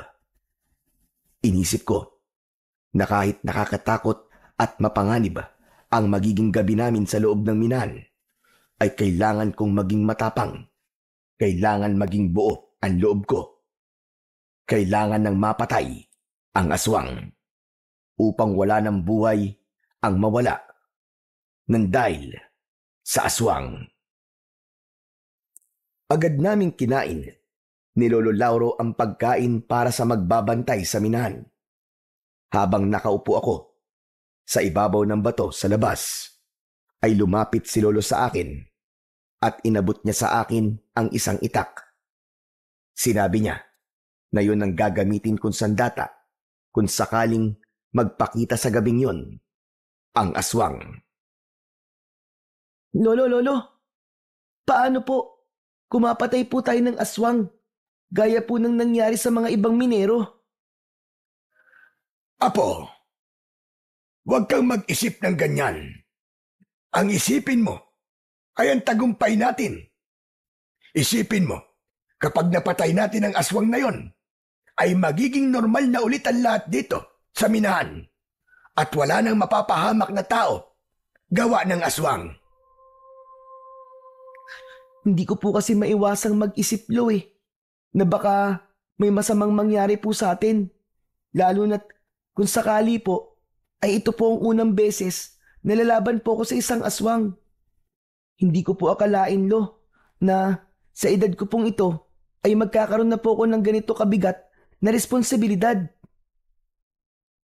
Alam mo, Eugene, Apo, normal lang sa isang tao na matakot. Pero tandaan mo na ang paglaban sa kasamaan ay wala sa edad o kasarian. Naniniwala ako na kaya mong gawin ang kayang gawin ng mas nakatatanda sa iyo, basta't manalig ka lamang sa iyong agimat at sa kapangyarihan ng ating Panginoong Diyos. Opo, maraming salamat po kasi palagi niyo pong pinapalakas ang loob ko. Dahil malaki ang tiwala ko sa iyo, Apo, hindi ko ibibigay sa iyo at ipagkakatiwala ang agimat na yan kung wala kang kakayahan na gamitin yan upang ipagtanggol ang kabutihan laban sa mga aswang. Matapos ang aming pag-uusap ng aking Lolo Lauro, ay nagpatuloy na kami sa pagbabantay sa loob ng minahan. Nilakasan ko ang aking pakiramdam upang kung sakaling nasa paligid na ang aswang, ay mabilis kong masasabi kay Lolo.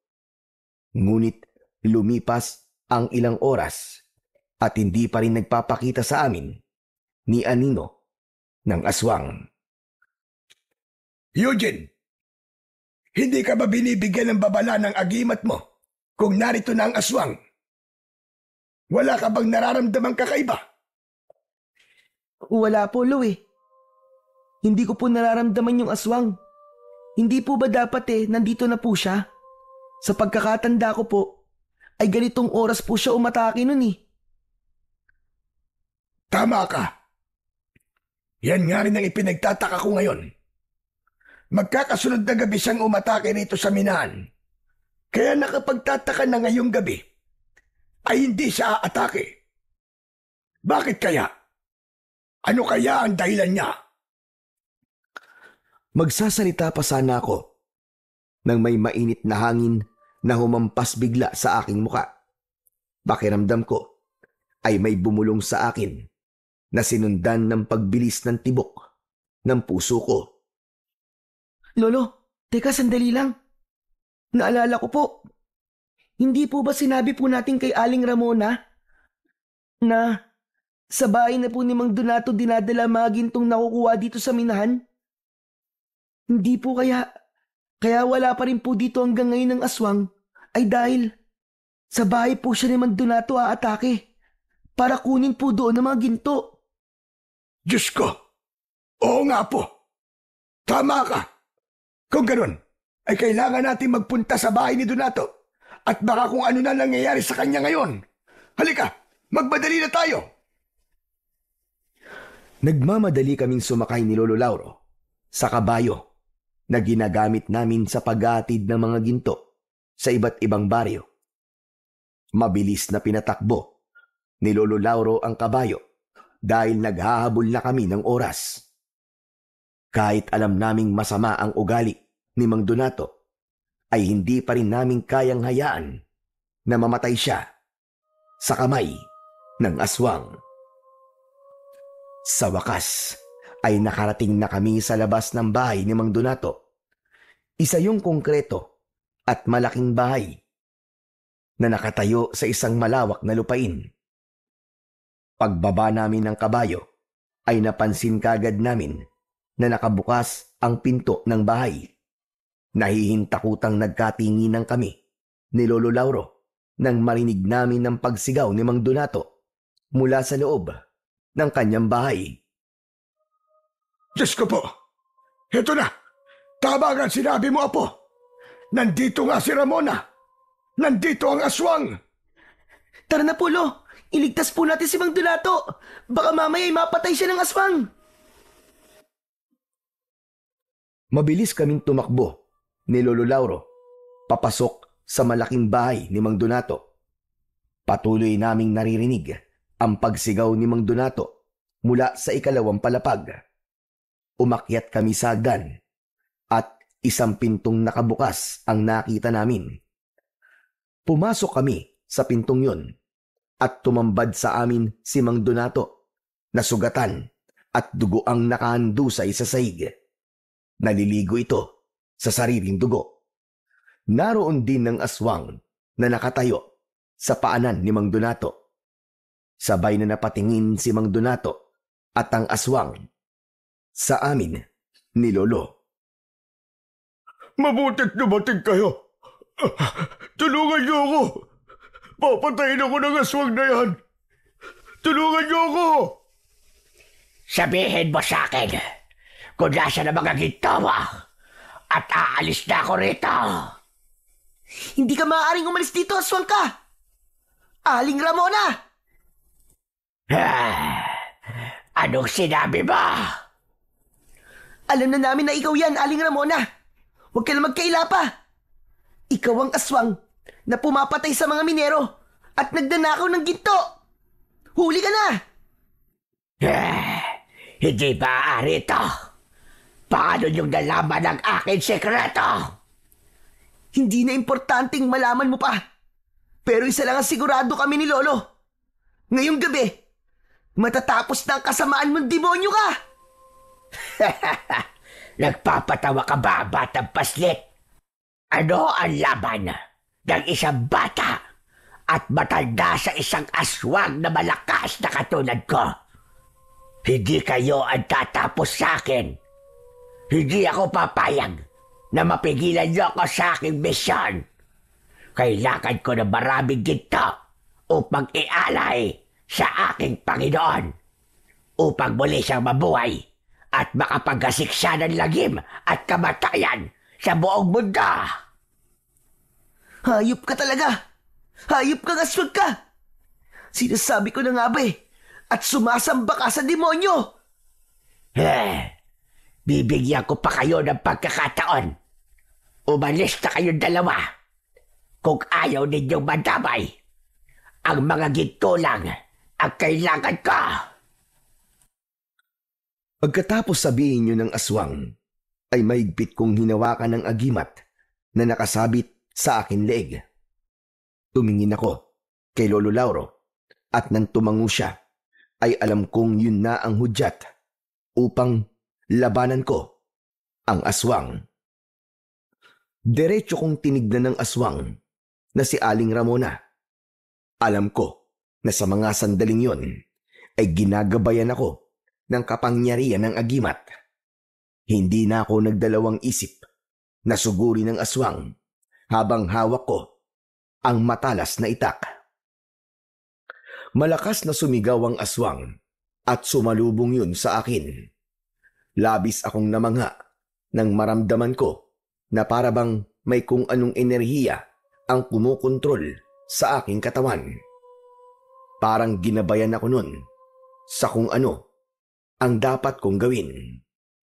Bago pa tuluyang makalapit ang aswang sa akin, ay gumulong ako sa sahig. Nilagpasan ko ang aswang na si Aling Ramona at napunta ako sa kanyang likuran. Mabilis akong tumayo at nang humarap sa akin ang nakakakilabot na aswang, ay agad ko siyang sinaksak sa kanyang tiyan. Nagsimula ng gumapang si Mang Donato palapit kay Lolo Lauro. Hanggang sa malakas kong itinulak ang aswang at natumba siya sa ibabaw ng nakadapang si Mang Donato. Aray ko! Aray! Bakit naman sa dinabi namin na pwedeng bagsakan, ay sa akin ka pa bumagsak? Sinunggaban ng aswang si Mang Donato at ginawa nitong biyag si Mang Donato. Tinapat ng aswang ang matutulis nitong mga kuko sa leeg niya. Sige! Sige! Subukan mo lumapit dahil papatayin ko lalaking ito. Ang gusto ko lang ay ang mga ginto. Nasaan ang ginto? Ibigay niyo sa akin ang mga ginto. Kailangan niyang mabuhay ang aking Panginoon. Ibigay niyo sa akin ang mga ginto. Tama na! Tama na, Aling Ramona! Hindi na tama itong ginagawa mo! Sa kagustuhan mong buhay na sinasabi mong Panginoon mo, ay nagagawa mo ng pumatay ng mga inosenteng buhay! Napansin ko na wala na si Lolo Lauro sa silid na yon. Hindi ko namalayan ang kanyang pag-alis, kaya hindi ko alam kung saan siya nagpunta. Hanggang sa bumalik si Lolo na may dalang isang malaking bag. Ramona! Tumingin ka rito! Hindi ba't hinahanap mo mga ginto? Heto! Heto mga gintong hinahanap mo! Biglang itinaktak ni Lolo Lauro sa sahig ang mga gintong nasa loob ng bag. Iba't iba ang sukat. Kumalat yun sa sahig. Hindi! Anong ginawa mo? Anong ginawa mo, Lauro? Ang mga ginto ko! Sa wakas, sigurado ako na sapat na ang napakaraming ginto na yan upang mabuhay na ng tuluyan ang aking Panginoon, ang Panginoon ng kadiliman. Marahas na binitiwan ng aswang si Mang Donato.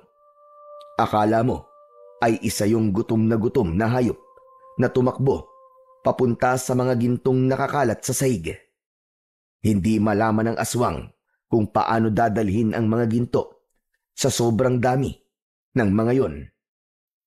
Nagtama ang mga mata namin ni Lolo Lauro.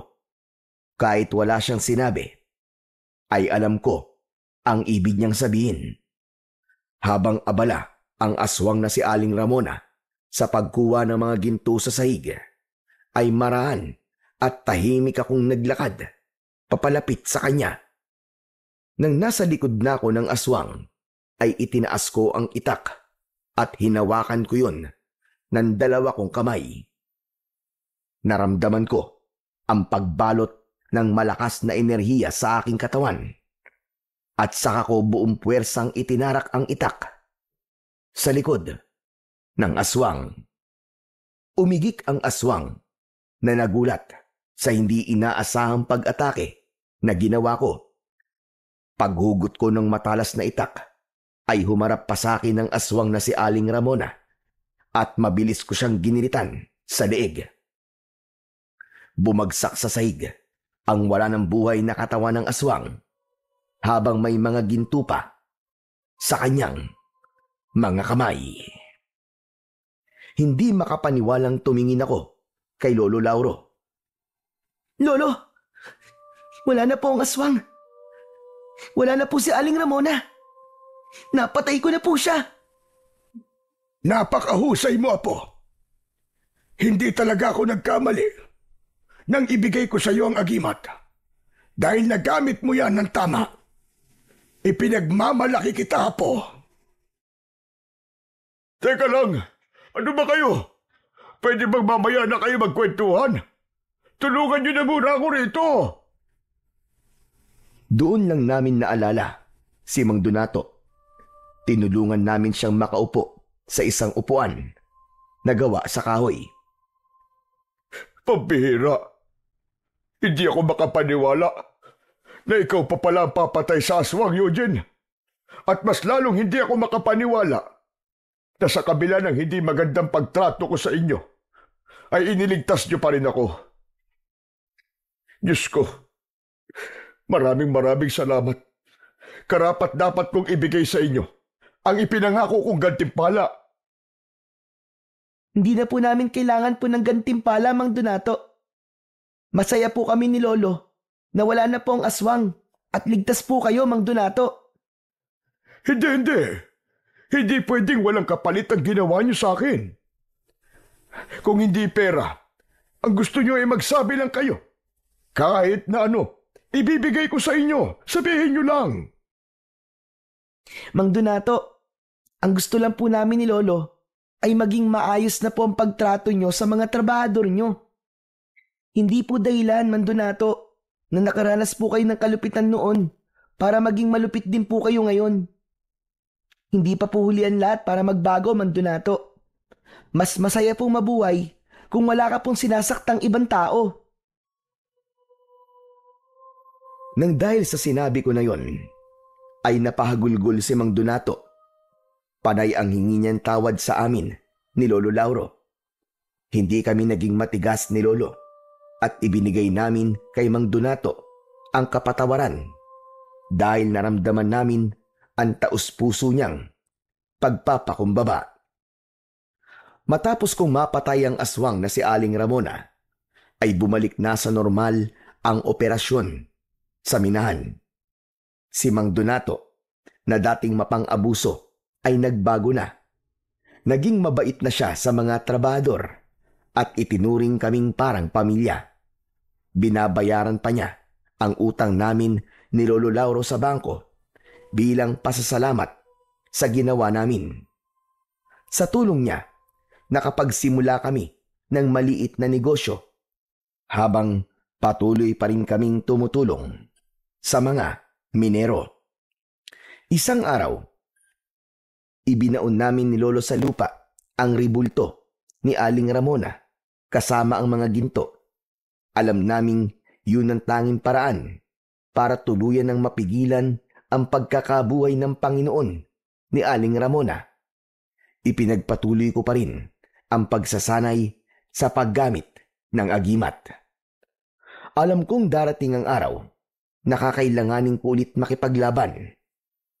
At sa lahat ng nangyari, natutunan ko na hindi sukatan ng edad para maging bayani dahil ang mahalaga sa lahat ay ang tapang na lumaban para sa kabutihan at katarungan.